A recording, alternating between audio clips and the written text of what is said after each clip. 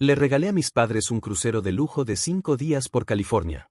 Había sido un esfuerzo enorme, meses de planeación, ahorros y trabajo extra para crear una experiencia única. Quería compartir algo especial con ellos, reconectar después de años de distancia emocional. Todo estaba cuidadosamente planeado, la suite presidencial con su balcón privado, el paquete de comidas premium, excursiones exclusivas. No era solo un viaje, era mi forma de mostrarles cuánto me importaban y cómo había logrado construir una vida que pudiera incluir algo tan grandioso como esto. Cuando los recogí en el aeropuerto, no estaba preparado para lo que sucedió. Mi hermana menor, a quien no había invitado, llegó con ellos. Mi padre, con una sonrisa que reconocí demasiado bien, explicó su decisión como si fuera lo más natural del mundo: pensamos que tu hermana necesitaba un poco de aire fresco. Estoy seguro de que no te importa. Me quedé paralizado, el cartel de bienvenida que había hecho en mis manos se deslizó un poco. No podía creerlo. Ese momento marcó el inicio de un dolor profundo, uno que no era nuevo, pero que esta vez resultaba insoportable. La idea de pasar ese tiempo con mis padres, de finalmente tener un espacio para ser visto por ellos, se desmoronó en segundos. Todo el esfuerzo, cada detalle planeado, todo lo que representaba este crucero, fue arrebatado. Y lo peor no era solo perder mi lugar, sino darme cuenta de que esto no era un error. Era una decisión, una elección consciente que hacía eco de lo que había vivido toda mi vida. El viaje comenzó a tomar un giro extraño. Mi hermana, que no tenía ni idea de lo que me había costado organizar todo, comenzó a comportarse como si fuera la anfitriona. Durante la primera noche en el crucero, insistió en liderar las decisiones sobre qué hacer, desde el itinerario hasta los restaurantes. Mis padres, que solían ser los que tomaban las riendas de las cosas, la seguían sin dudar, como si todo tuviera más sentido cuando ella lideraba. Mi corazón comenzó a latir con fuerza, un nudo se formó en mi estómago. Cada día, más y más, el papel que había asumido como el hijo responsable, el que había hecho todo por ellos, se desvanecía ante mis ojos. Mis propios padres, esos mismos que siempre me habían enseñado a ser independiente y a cuidar de mi familia, se entregaban por completo a la figura de mi hermana.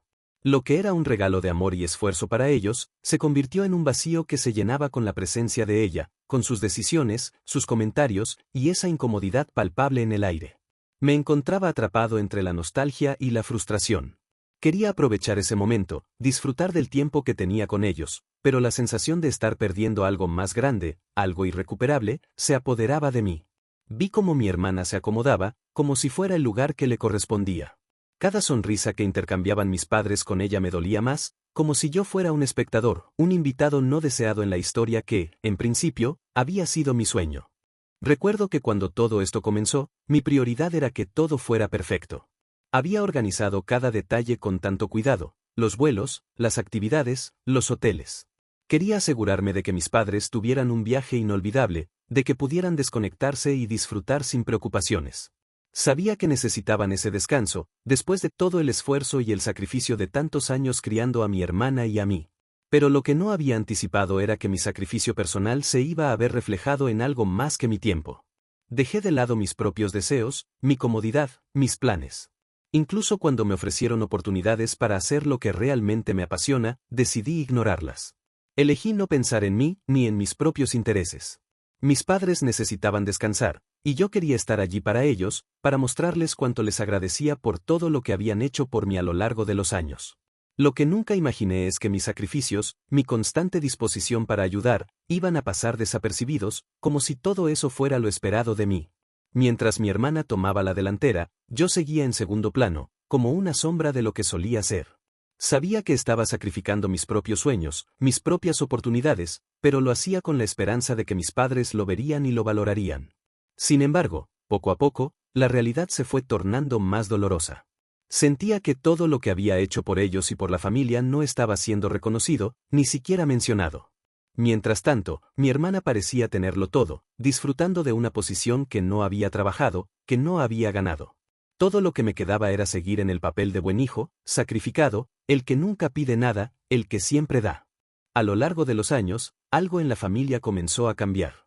No me di cuenta de inmediato, pero con el tiempo, empecé a ver que nuestra dinámica no era sana. Al principio, parecía que todo estaba bien. Teníamos nuestras pequeñas discusiones, como cualquier familia, pero siempre pensaba que eso era normal. Sin embargo, las pequeñas tensiones fueron creciendo, y las conversaciones se volvieron más difíciles, más cargadas de resentimiento. Recuerdo cómo, poco a poco, las críticas de mis padres hacia mí se volvieron más constantes. Ya no era una conversación casual o una sugerencia. Las palabras se convirtieron en acusaciones, en reproches que nunca pedí. Se suponía que debía ser el hijo perfecto, el que siempre estaba disponible, el que siempre decía sí a todo. Sin embargo, ese sí me estaba agotando, me estaba perdiendo en los sacrificios, en la idea de ser el hijo que todo lo hace bien para que ellos estuvieran orgullosos de mí. Pero el orgullo nunca llegó. En lugar de eso, sentía que mis esfuerzos se desvanecían en el aire, sin un reconocimiento real. Mi hermana, aunque a veces involucrada en estas tensiones, parecía no ser la principal fuente del conflicto, pero sí la que siempre salía ilesa. Mientras tanto, yo era el que absorbía todo el peso. Los comentarios de mis padres siempre parecían tener más que ver conmigo que con ella. Era como si todo lo que hacía no fuera suficiente.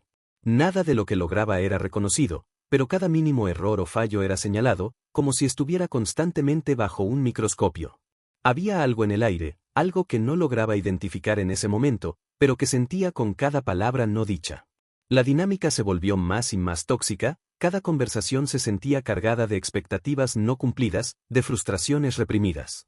Empecé a preguntarme si realmente era la familia que pensaba que era, o si todo este tiempo había estado atrapado en un ciclo de sacrificios en vano. Una tarde, mientras caminaba por el puerto, algo dentro de mí cambió. Había algo en el aire, una sensación extraña que me envolvía. Aquel lugar siempre había sido tranquilo para mí, un espacio donde podía pensar con claridad. Sin embargo, esa tarde no era como las demás.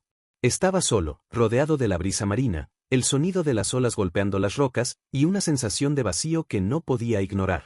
Me senté en un banco mirando el horizonte, intentando procesar todo lo que había pasado en mi vida.